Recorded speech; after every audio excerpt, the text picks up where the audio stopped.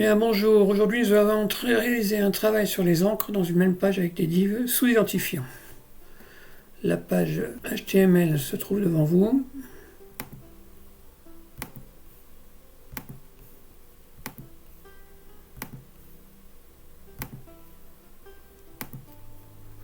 Nous allons parler de son fonctionnement. Alors, ce fichier HTML5 est un travail pratique sur les liens ciblant des encres sur une même page. Ces encres sont des ID. L'attribut universel ID définit un identifiant qui doit être unique pour l'ensemble du document. Le but de cet attribut est de pouvoir identifier un élément lorsqu'on crée un lien. Chaque ID de cette page représente une div traitant un thème sur les animaux domestiques, c'est ce que l'on voit. Les différents ID dans les liens d'appel sont lien chat, donc le lien chat se trouve ici, lien chien, lien lapin, lien hamster, lien souris, lien perruche et lien poisson. Les divs sont non présentées à l'ouverture de la page. Elles sont actives en sollicitant leur lien d'appel et s'affichent toutes au même endroit sous la barre de commande des liens. Nous allons maintenant ouvrir la page de code. Donc j'ai mis un titre « Travail sur les encres dans une même page avec des divs sous-identifiants sélectionnés par l'attribut target ». Alors dans cette balise is, nous avons la balise title. Après nous avons les balises meta, le meta name description. J'ai mis un contenu. Cette page propose du code sur les propriétés CSS3, target, box shadow, transform, border radius et du responsive design. Cette balise description, elle fournira à Google le texte de résumé qui s'affichera dans les SERP. Le terme de SERP est un acronyme anglophone pour Search Engine Results Page, souvent utilisé y compris dans le jargon français des professionnels de l'Internet, pour désigner une page de résultats d'un moteur de recherche en réponse à une requête. Après, nous avons la balise Meta Keywords. La balise Meta Keywords qui fournira à Google les mots-clés ou les phrases clés de cette page nécessaires aux spiders ou crawlers. Les spiders et les crawlers sont les robots de moteurs de recherche. Nous avons une balise MetaName auteur avec un contenu Fabium et nous avons une balise MetaName Copyright contenant contenu Copyright C Fabium 2020. Après, nous avons la fameuse balise Chartset MetaChartset UTF-8 qui spécifie l'encodage des caractères utilisés. Et enfin, nous avons une balise MetaName Viewport avec un contenu with égale device-with initial score égale 1.0. Le viewport représente de manière schématique la partie visible d'une page web par un utilisateur ou la fenêtre active. Alors, la taille de cette fenêtre va bien évidemment varier en fonction de la taille de l'écran de l'utilisateur et de l'appareil utilisé. La propriété with contrôle la taille du viewport. Elle est réglée à la valeur spéciale device with qui correspond à la largeur de l'écran en pixels CSS à l'échelle 100%. La propriété Initial Scroll contrôle le niveau de zoom lorsque la page est chargée pour la première fois. Dans notre cas, avec Initial Scroll égale 1.0, le zoom est de 1. Et enfin, nous avons le lien sur style/target-inget.css. Dans la balise body, on descend un petit peu notre page.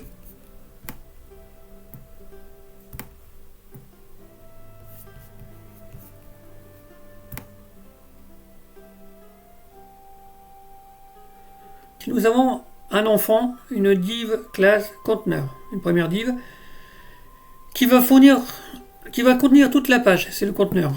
Un premier enfant de cette div avec la div classe tab qui ne sera présente sur l'écran que lorsqu'on sollicitera les liens d'appel.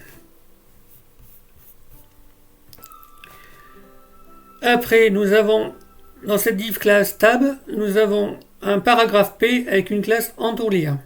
Ce paragraphe contient tous les liens de commande des différentes divs à ID. Un span avec une classe big format affiche le titre des liens, quelques animaux domestiques. Donc je reviens un petit peu sur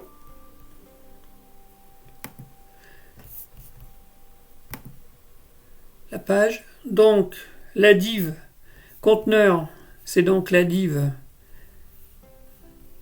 qui tient tout ça. une première div class tab, c'est la div qui est en gris clair et foncé, gris clair à gauche, foncé à droite. Dans cette div, nous avons un paragraphe P avec une classe entourlien. Donc le paragraphe P, c'est ça. Je fais voir avec la souris. Entourlien qui entoure les liens. Donc ce paragraphe contient tous les liens de commande des différentes divs ID. Les liens sont là. Un span avec une classe big format affiche le titre des liens. Le titre des liens, c'est quelques animaux domestiques. Chaque lien est mis en style avec une classe décolien. Donc je reviens maintenant sur le codage. A classe décolien 1, H référence, lien chat, les chats. A classe décolien 2, H référence, lien chien, les chiens. A classe décolien 3, H référence, lien lapin, les lapins. H classe décolien 4, H référence, lien hamster, les hamsters. H classe décolien 5, H référence lien souris, les souris. H classe décolien 6, H référence lien perruche, les perruches. Et A classe décolien 7, lien référence lien poisson. Vous remarquerez qu'il y a un dièse à chaque fois, le lien pour les liens, puisqu'on va chercher des ID et non des classes.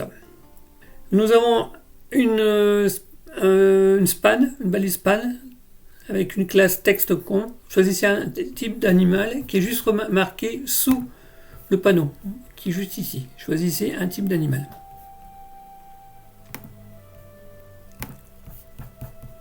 Je reviens sur le code.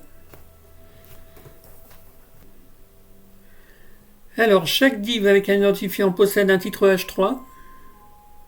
Dans l'occurrence, dans notre cas, par exemple, première div, notre H3, c'est les chats. Une image de 300 pixels par 200 pixels. Un texte avec une classe descriptive et enfin un lien vers le texte de référence. Enfin, de tous ces paragraphes, les fermetures des différentes balises P, div, body, HTML. Voilà, la partie HTML a été expliquée. Passons à la partie CSS.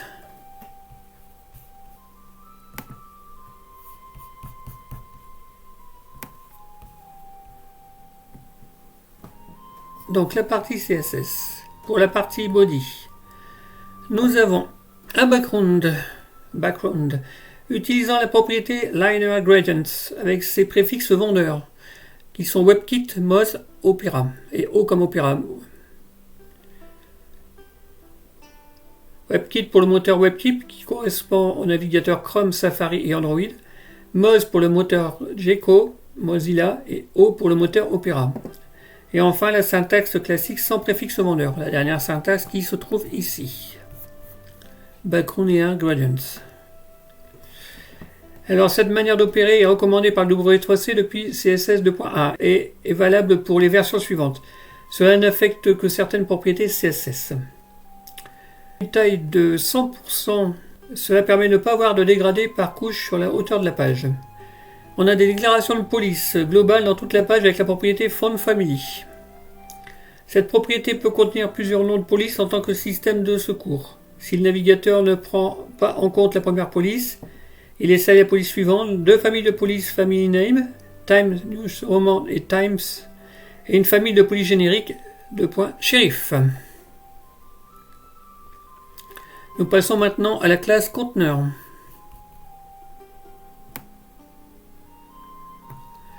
Alors la classe conteneur, on attribue une marge de 10 px en haut et en bas et un réglage automatique avec la valeur auto à droite et à gauche.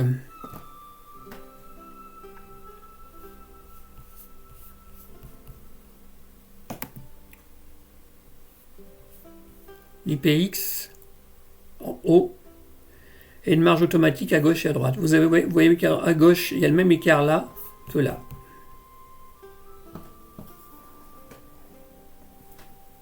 Je reviens en code.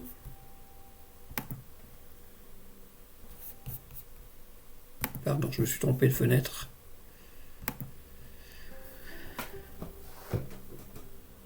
Alors, la largeur est de 96% de son parent, le body ce qui donne 2% de chaque côté. Une hauteur de div de 800 pixels. Pour la couleur de fond de ce conteneur, on utilise de nouveau une propriété Liner Gradient avec ses préfixes vendeurs vue supra. On donne une bordure de 3 pixels de large, de type solide et de couleur blanche. Et enfin, un border radius avec ses préfixes vendeurs qui va arrondir les 4 coins de dpx. C'est une écriture simplifiée de la propriété. Border radius dpx veut dire border radius, dpx coin en haut et à gauche, dpx coin en haut et à droite, dpx coin en bas et à droite et dpx coin en bas et à gauche. La classe tab. Tab div. La classe tab n'a pas de propriété CSS. Sa fille div est directement ciblée pour le CSS. Cette div n'est pas la première fille de la div class.tab puisque le chevron n'est pas mentionné. En effet, la div avec la classe.tab contient avant le paragraphe. P avec sa classe en tourlien vue infra et les balises span avec les classes big format et textcon ainsi que les liens A avec les classes d'écoliens de 1 à 7. À l'ouverture de la page, aucun texte et une image ne sont affichés puisque la première propriété mentionne display none. Quand j'ouvre la page, je vais donc fermer la page web. Je vais aller rechercher la page.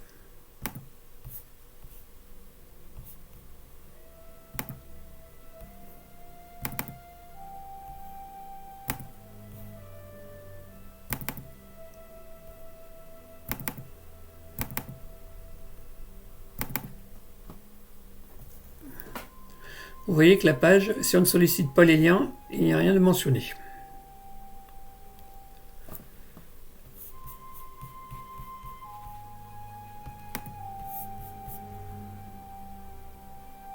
Je reviens au code. On installe cette div, donc j'ai parlé de l'affichage display none. On a installé cette div dans le conteneur avec 98% de largeur du conteneur div class conteneur. Une marge sur la partie haute de 20 px. Une marge gauche de 1% du conteneur.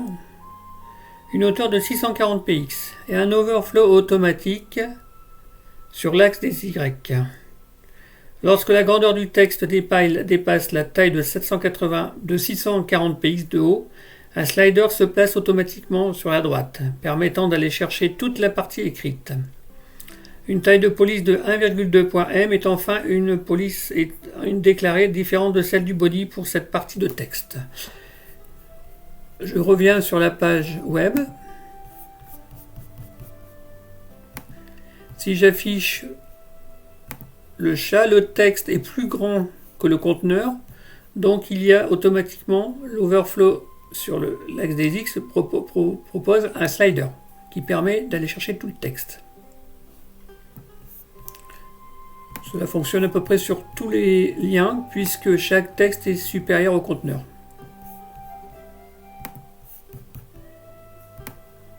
Voilà. Je reviens en code.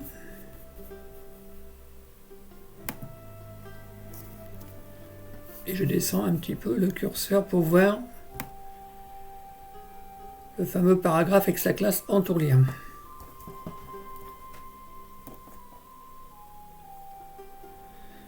Alors, la classe en tourlien. Nous avons .tab, chevron, p, .entourlien. Premier enfant direct de la classe div.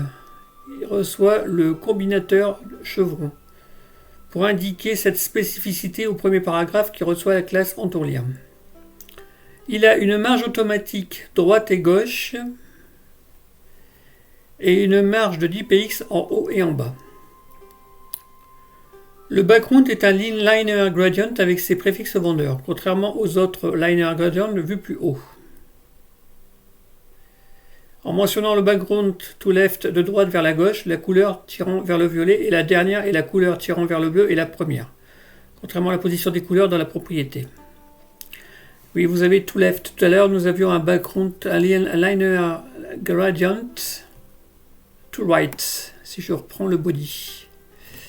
Liner gradient to right, ici. Ici, alors que là, nous l'avons en to left.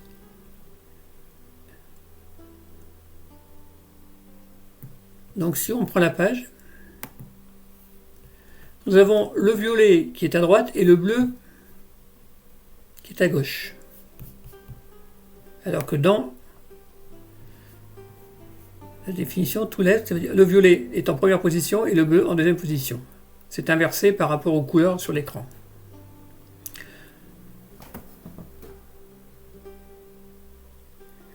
Nous avons après une largeur de 98% ici. Une marge gauche de 1 px, une hauteur de 80 pixels et encore une bordure solide de 1 px avec une couleur RGB. Au bord clair, on va dire. Et enfin, encore un border radius avec ses préfixes vendeurs. Et une écriture raccourcie de dpx pour les 4 valeurs d'écriture raccourcie type shorthand, ce que je n'ai pas mentionné avant. Et enfin, un overflow Y auto lorsque la fenêtre se rétrécit pour accéder à tous les liens. Je vais vous faire voir, lorsque on se met en position responsive design,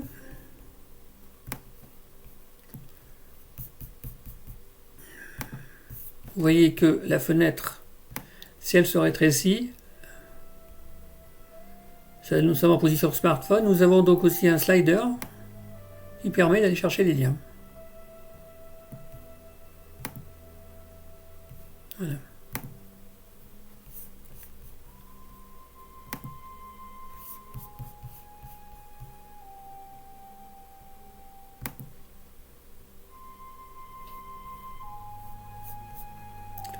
Nous passons maintenant à la classe Big Format de la balise PAN qui se trouve être, si je reprends la page HTML,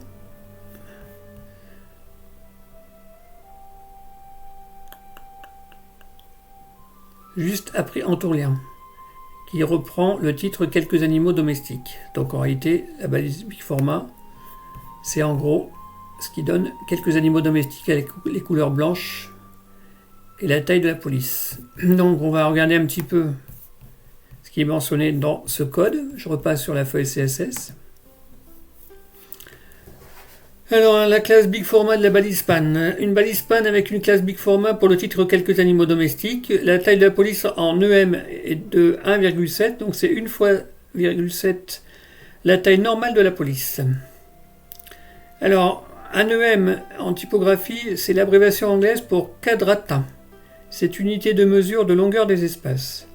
L'unité EM est simplement la taille de la police de caractère fournie en CSS.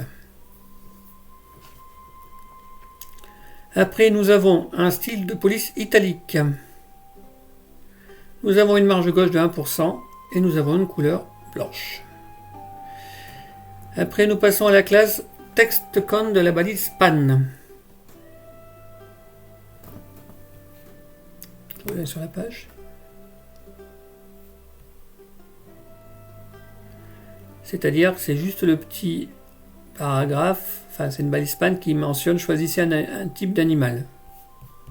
On le retrouve ici, choisissez un type d'animal.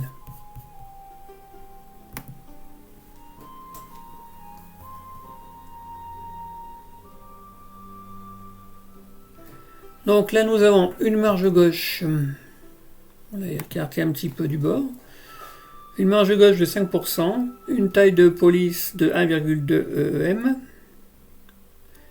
une couleur RGBA blanche, 255, 255, 255, avec une transparence de 0,5. Et un trait sous le texte qui a été mentionné par, là nous avons texte décoration qui a propriété, par une valeur underline. Vous voyez bien qu'il y a un petit trait sur choisissez un type d'animal.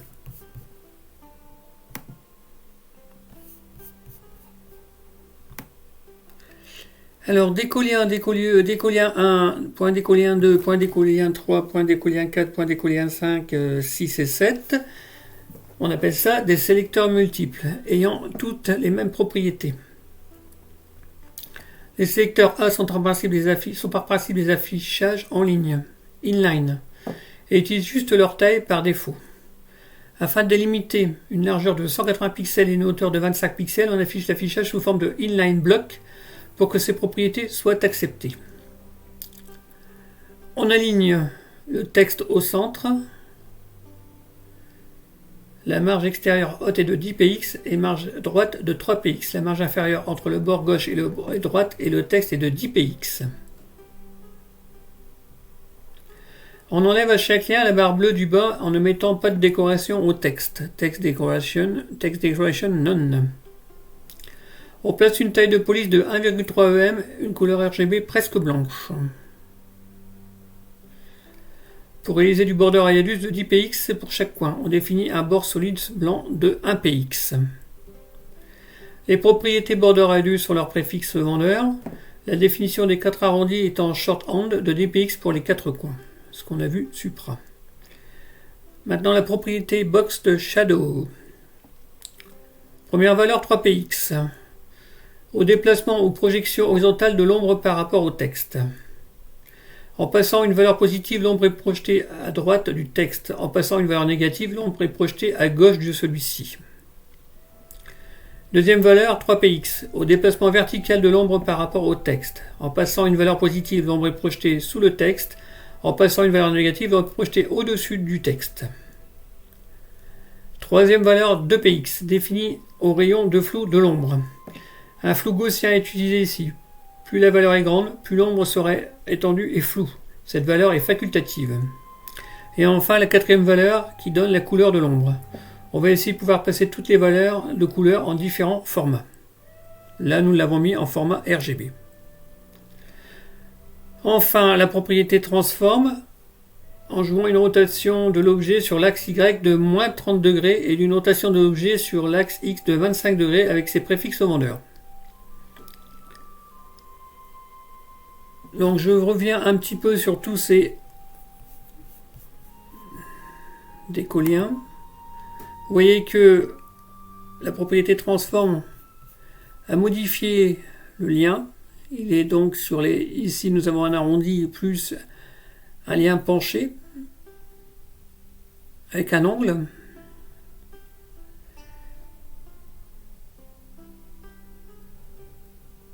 Nous ne voyons pas trop la partie de la valeur box shadow. C'est très très minime. Mais ils sont là. La propriété est là. Après nous avons la balise H3. Alors avant la balise H3, il faut venir sur la partie background de chaque décollien. Comme vous avez vu que chaque décollien a des couleurs différentes,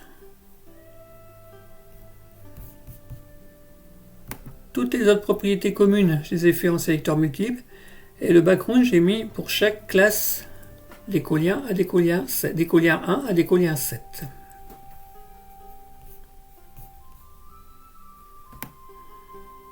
J'ai mentionné en dessous en commentaire couleur de fond spécifique au premier lien avec ses préfixes vendeurs. Pour décollien 1 et ainsi de suite jusqu'à décollien 7. Couleur de fond spécifique au 7e lien avec ses préfixes vendeurs. J'en ai profité pour refaire un sélecteur multiple des différentes classes avec, Over qui mentionne le survol. C'est une utilisation de sélecteur multiple en modifiant de nouveau la rotation. Donc on voit bien que lorsqu'on prend chaque lien, il y a une modification de l'angle de chaque lien. Après, la balise H3. La balise H3, c'est ni plus ni moins que, par exemple ici, les perruches. Les chats, les chiens Les lapins, c'est toujours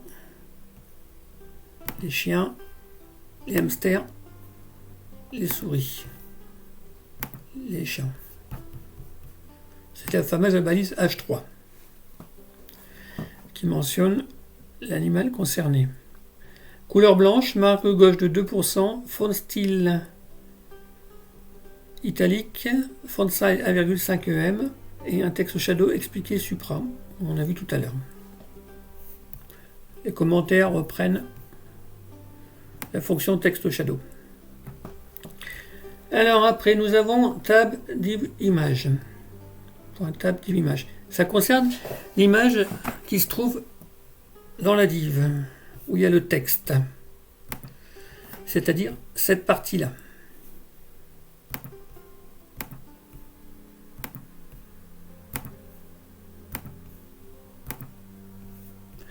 Vous remarquerez que j'ai oublié de mettre le titre H3 sur les lapins, je vais m'empresser de le remettre.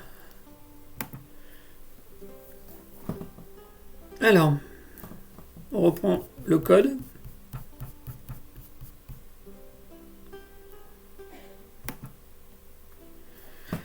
Donc on a mis une image qui flotte à gauche, avec une marge de gauche de 1%, donc par rapport à son conteneur. Et une marge de droite de 1,5% pour décaler le texte environnant. Donc je reprends la page. Une marge gauche de 1%, ici, et 1,5% par rapport au texte. Alors, c'est pas le conteneur ici, hein, c'est le conteneur tab hein, qui se trouve ici. On ne le voit pas puisqu'il n'a pas de couleur, la tab. C'est même la div de la tab, elle n'a pas de couleur. C'est pas la marge du conteneur. C'est la marge ici qui se trouve ici de la div class tab.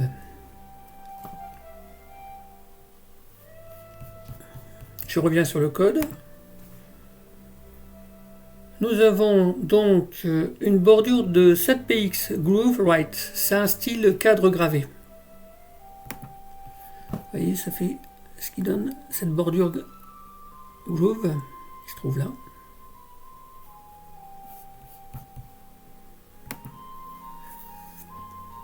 Et puis nous avons réalisé aussi un box shadow. Alors, les deux premières valeurs sont l'offset X et l'offset Y qui permettent de définir le décalage de l'ombre. Offset X définit la distance horizontale du décalage, dans mon cas d'IPX. Offset Y définit la distance verticale du décalage, dans mon cas 5px. Une troisième valeur, Blur Radius. Plus cette valeur sera grande, plus le flou de l'ombre sera diffus. L'ombre sera donc plus étalée et plus légère dans mon cas d'IPX. La quatrième valeur détermine la couleur gris dans mon cas. Ici, nous voyons ce qui se passe. Nous avons bien 10px en horizontal. Nous avons 5px en vertical. Nous avons 10px, je crois, si je reprends, en Blur Radius, c'est-à-dire le flou de l'ombre, et enfin une couleur grise. C'est ce qui donne cet effet, qui se mélange un petit peu avec le texte qui se trouve en dessous.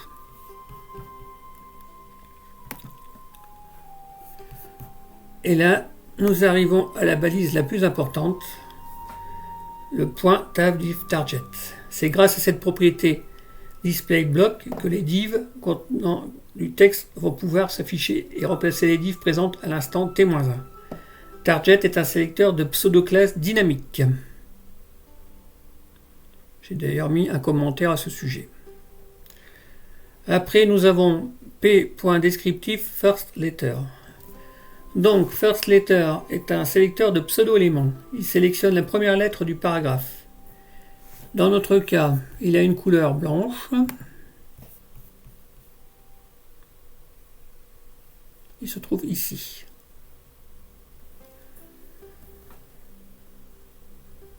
Une taille de 1,8 em, un style oblique qui est simplement une version penchée de la forme normale, qui ressemble beaucoup au style italique, mais c'est pas tout à fait la même chose. Une marge droite par rapport au texte de 3px. On le décale un petit peu. Pas grand chose. Et enfin une ombre sur texte avec propriété texte shadow. Vous voyez, l'ombre, on la voit ici légèrement et ici aussi. En décalé sur la partie haute du L et en décalé sur la partie dessous du L. Alors, décalage horizontal de l'ombre de 3px, décalage vertical de l'ombre de 3px, flou de l'ombre de 3px et couleur sous format RGB. Si je reprends le code, c'est le format RGB, c'est 22 11 117. La particularité de Visual Studio, c'est lorsque vous mettez votre curseur de souris sur les couleurs, vous avez l'indication de la couleur exacte. On peut très bien modifier les couleurs. Il me reste à voir les 3 dernières propriétés concernant le texte de référence et le lien vers Wikipédia. Au clic du lien, la page Wikipédia s'ouvre dans un nouvel onglet grâce à l'attribut target égale blanc. C'est touche 8 blanc. Touche 8 blanc. Un flottement vers la droite, une marge droite, alors point source, le point source, un flottement vers la droite. Donc on va prendre cette source,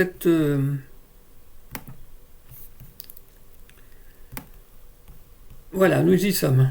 J'ai réalisé un flottement vers la droite, une marge droite de 10%. Donc le texte par rapport à son conteneur, ici est de 10%. C'est par rapport au bord du contenu tab. Une couleur blanche, et une taille de 1,1 EM et un style italique. La source a une couleur blanche et un seul élément du lien supprimé. Donc c'est source A. Je reprends le code.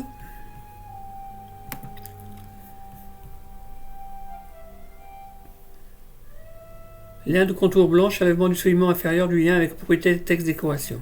On enlève le lien avec la propriété texte decoration. None.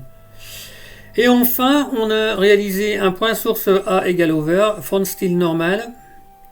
Et lorsque je passe sur la souris, la couleur de la police devient verte. C'est ce que je vais vous faire voir. Et je vais vous l'actionner en même temps. Donc voilà. Toc. La police devient droite. Non italique. Et une couleur verte de police. Si je clique dessus, toc, je vais chercher le lien Wikipédia. Dans un autre onglet. Une autre page, un autre onglet. Idem pour les chiens. Je vais chercher avec le slider le bas de la page. Et nous avons l'onglet sur les chiens Wikipédia. Les textes Wikipédia peuvent être utilisés à partir du moment où on mentionne leur source. C'est ce que je fais. Donc je reviens sur le côté responsive de la page. Je n'ai pas utilisé de Media Query parce que les largeurs ont des pourcentages. Le viewport est défini. Donc cette page se prête bien au responsive design. Voilà. Je vais essayer de ouvrir doucement. Vous voyez les liens qui reviennent au fur et à mesure. C'est là par exemple, nous avons à peu près la taille d'une tablette. Alors d'autre part, j'ai une chose à mentionner concernant les préfixes vendeurs. Je les ai placés pour être compatibles avec les navigateurs les plus anciens. Ces préfixes vendeurs sont appelés à disparaître avec l'uniformisation des moteurs des navigateurs. Voilà, je vous remercie de votre attention. C'était un peu long. Vous pouvez récupérer les fichiers sous la vidéo.